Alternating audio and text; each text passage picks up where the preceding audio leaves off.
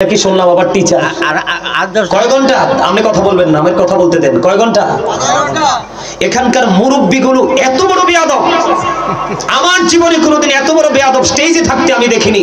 আমার ওয়াজ আমার 2002 থেকে আমার ওয়াজের জীবন শুরু। আমি আজকে একদিন দুই দিনের বক্তা না। এরা কি বলে জানেন? যে তাদের এত তারা হলে তাদের আসার দরকার কি, আর যেটা দাওয়াত দিছে এটারও চরম বেয়াদব।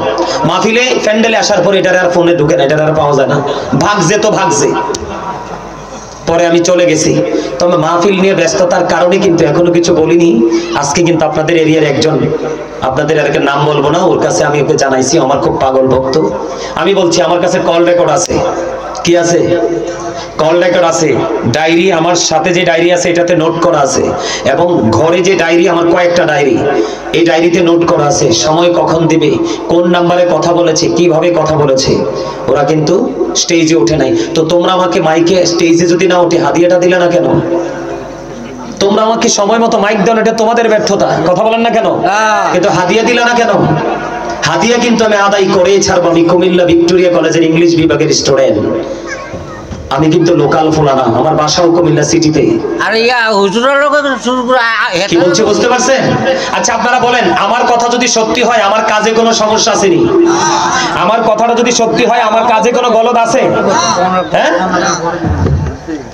তা আপনাদেরকে একটু জানাই গেলাম, যখনই আলেমদেরকে দাওয়াত দিবেন অত্যন্ত সচেতনতার সাথে কথা বলবেন, আদবের সাথে কথা বলবেন। পৃথিবীর সবার সাথে বেয়াদবি করে টিকা যায়, আলেমদের সাথে বেয়াদবি করলে ভবিষ্যৎ ধ্বংস। কেন জানেন? আল্লাহ রাসূল বলেছেন পৃথিবীর ধন আল্লাহ যাকে মন চায় তাকেই দেয়, কারণ এই ধন পাইলে সবাই খুশি। কিন্তু দ্বীনের শিক্ষা, কোরআন হাদিসের গান আল্লাহ সবাইকে দেয় না, যাকে ভালোবাসেন তার সিনায় ঢুকিয়ে দেয় আল্লাহ কোরআন হাদিসের এলেম। আপনি আলেমদেরকে নিজেদের মতো মনে করলে চলবে? আজকে আপনাদেরকে জানাই দিলাম, আপনাদের যদি আশেপাশে যদি ওখানকার কোনো লোক থাকে বলবেন যে গাজী সুলাইমান আল কাদরি এইগুলো কথাগুলো বলে গেছে। সভাপতিটা, আপনার মাহফিলের যে সভাপতিটা ছিল, এটা হচ্ছে সবচেয়ে বড় কুখ্যাত বেয়াদব। এটা মাইক ধরে বলতেছে। আপনার সময় না থাকলে আপনি আসেন কেন?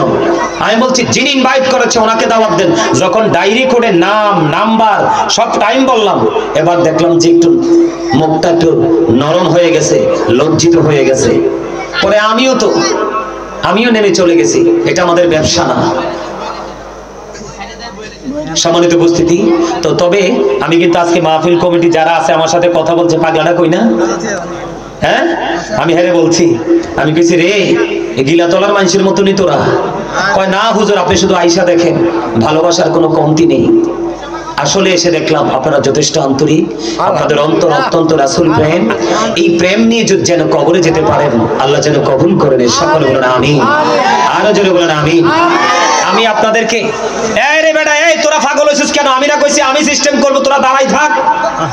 হুজুরে কইলে লাইন ধরবো। 1 লক্ষ 5 লক্ষ মানুষ আমার সামনে থাকলে আমি সবাইকে যেটা বলবো সেটাই করবে।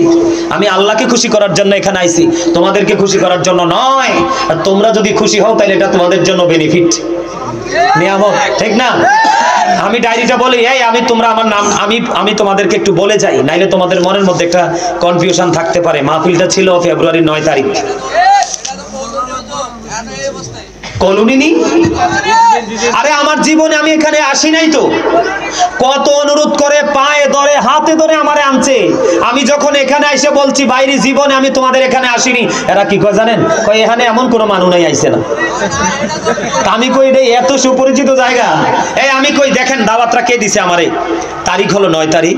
তার নাম হলো হচ্ছে সানাউল হক। নাম কি? তার নাম হলো সানাউল হক।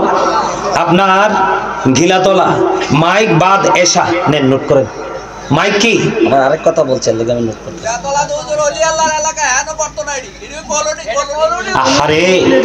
আরে আপনারা না বুঝেন যে এটা কলোনি, আমি তো জানি গিলাতলা। এই যে আমার ডায়েরি দেখেন, এই যে উনি ছবি তুলছে, এই যে লেখা, উনি বলছে কি লিখতাম, আমারে বলছে হুজুর গিলাতলা লেখেন। তা আমি কি করতাম? আমি গিলাতলা লিখছি। কি আমার দিকে তাকান, আপনারা একটু বুঝেন।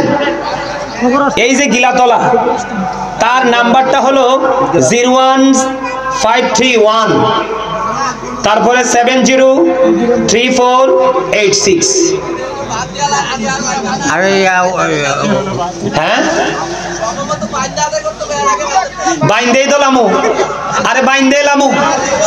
সভাপতির কইলজা কত বড়, সভাপতির কইলজা কত বড়। আমি যদি আমার বাহিনীর কাছে শুধু একটু বলি তার কইলজা কত বড়, সে এখানে কুমিল্লা যে জবাবটা দিয়ে আসতে হবে। বেয়াদবি করার এত বড় দুঃসাহস তোমার ভালো না লাগলে তুমি বলতে পারো, সসম্মানে কি করতে পারো, বিদায় দিতে পারো। স্টেজ ওইটা মাইক দিয়ে বলে যে তাদের সময় না থাকলে তারা আসে কেন? তো তুমি কি খবর নেও নাই গাজী সুলাইমান কখন স্টেজে আসবে? তুমি তো জানো। অন পরে খবর পাইলাম যে এটা দাওয়াত দিছে, এটা নাকি রুমে বন্দি করে রাখছে। কয় তুই হেন যাইতাতি না। হেরা আমারে মনে করছে কি জানেন নি, মানে কম্বল দিয়ে আছে না সাইটটা সুপকা যাইতটা কাডল বানাইবো। হেরা মনে করছে আইয়ুক না 8টা বাজে, কি হেরা মনে করছে 8টা বাজে আইয়ুক, 8টা বাজে আইলে একেবারে খাওয়াইয়া টাওয়াইয়া ফাকনা কাডল কাঁচাটারে ফাকনা বানামু, কোনো মতে জাক টাক দিয়া 10টা নিয়ে মাইক দিব। আর আরেকটা মজার খবর শোনেন, চেয়ারম্যান যে বক্তব্য দিছে 5 জন মানুষ সামনে নাই। তা আমি কইলাম আরে বেড়া আজব মানুষ, এই পরিবেশ তো আমার জীবনে দেখি নাই। প্রতিনিধি যারা নেতা যারা তারা এমন সময় আসে যে এই সময় মানুষ উপস্থিত হয়, হুজুরতে অনুমতি নিয়ে 5 মিনিট কথা কয়, এবার আধা ঘন্টা কথা কইছে। বিশ্বাস করেন 5 জন মানুষ সামনে নাই, এর কি কর মানে কি? যাই হোক, অনেক কথা বলে ফেলছি, আপনাদেরকে জানায় রাখছি, আপনাদেরকে অ্যালার্ট করে রাখছি, সচেতন করে রাখছি। আমি কিন্তু এক পর্যায়ে বলছিলাম আজকে আইতাম না, আরেকটা বক্তা পাঠাবো। আপনাদের এলাকায় একটা হুজুর আছে না, শামীম রেজা, শামীম রেজা, এই ছেলেটা কিন্তু মানে আমার অত্যন্ত সম্মান করে ভালোবাসে। আমারেতে ফোন দিয়া বারবার বলছে যে ভাই ওই দিন তো আপনার সাথে কি হয়েছে আমি নিজে, শামীম কিন্তু সামনে থেকে দেখছে, সে কিন্তু দুঃখ প্রকাশ করছে। ভাই আপনি আবার মনে করেন না গিলাতলার মতো এই দক্ষিণ গা হবে, এখানকার মানুষ অত্যন্ত জেন্টেল। পরে না আমি কথা বললাম।